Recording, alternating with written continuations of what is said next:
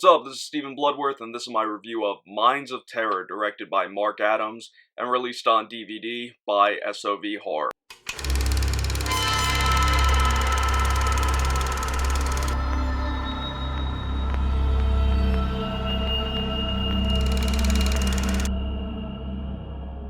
So, my apologies for last week's videos, besides being some pretty kick-ass content. The video quality just sucked. I was trying some new features on my camera, and I didn't know until I checked out the rough cuts that it looked like pure garbage. Normally, if I just filmed one video, I would have went back and fixed it, but knowing that I fixed all three, not only did it make me extremely frustrated, but I really didn't want to have to go back and refilm all three reviews. So from now on, definitely going to pay closer attention to the content and the features on the camera. But anyway, this is SOV Horror's newest title, Minds of Terror. This is one I was really looking forward to, especially knowing that Natasha Knighty hosted the film. And the trailer looked really badass, so I was excited to jump on it and really loved what I saw. As always guys, if you're new to my channel, definitely hit that subscribe button down below and stay tuned for all my latest videos posted every Monday, Wednesday, and Friday.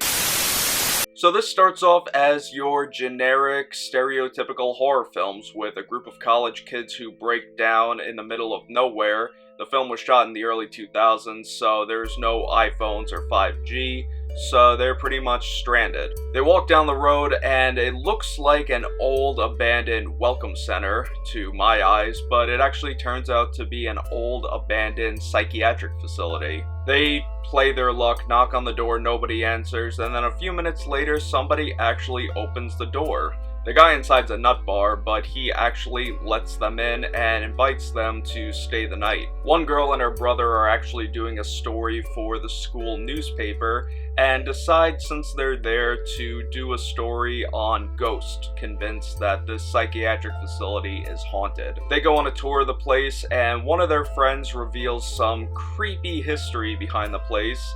The one guy who owns the place kind of brushes it off as that never happened, they're just rumors.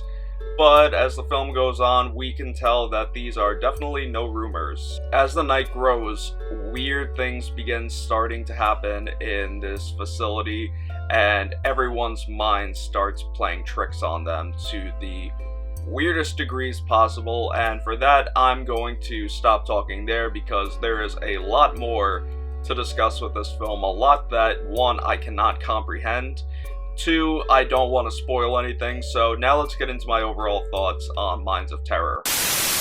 I gotta hand it to director Mark Adams and the rest of the people involved in this, because for a low-budget film, it has a very ambiguous idea and plot to it. I love the whole cliche of getting stuck in the middle of nowhere, and the idea to make the place that they're staying at not just your typical haunted house, but an abandoned mental asylum is actually really cool. You can tell that it is not a mental facility because the outside looks, again, like a welcome center or some recreational center in some sort of national park. And the parts where they're walking around the facility, it's definitely shot somewhere else. If they would have left it at just that and then had some ghosts and spirits of old mental patients going around killing everyone, then I still would have liked it. But the fact that the film took a very, very different turn towards the end, it's a turn that not a lot of us would see coming, but go for this entirely different idea, I have to applaud them for it. It was pretty effective.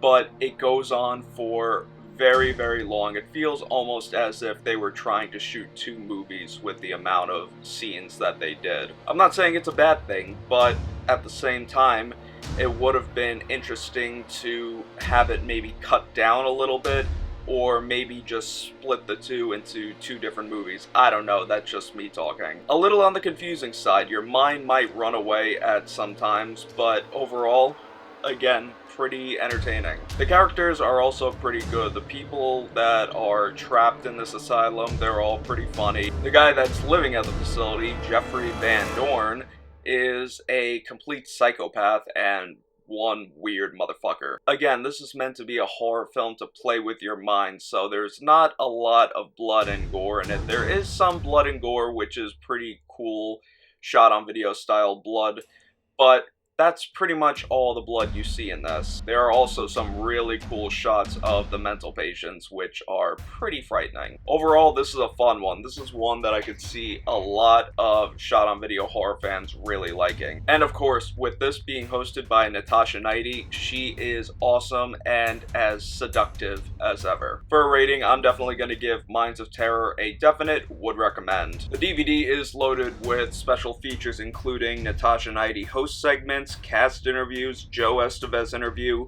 filming with Joe Estevez, the many versions of Minds of Terror, bloopers and outtakes, behind the scenes footage, original release trailer, and the SOVHorror.com trailer vault. If you want to check it out for yourself, then head on over to SOVHorror.com. Link will be in the description as always. And please do me a favor, check out all the titles that SOV Horror has to offer. I promise you will not be disappointed. Tony Masiello, owner of SOV Horror, for Christ's sake, he just won an award from Joe Bob Briggs. So you could tell how much work this one dude is putting into this whole operation.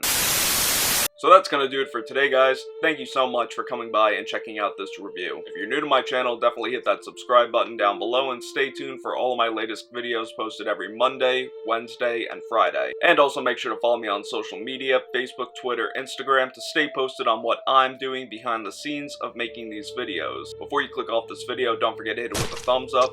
And leave me a comment down below saying if you've seen Minds of Terror, what do you think of it, and what's your favorite film in the SOV Horror catalog. Until next time, take care, and stay scared.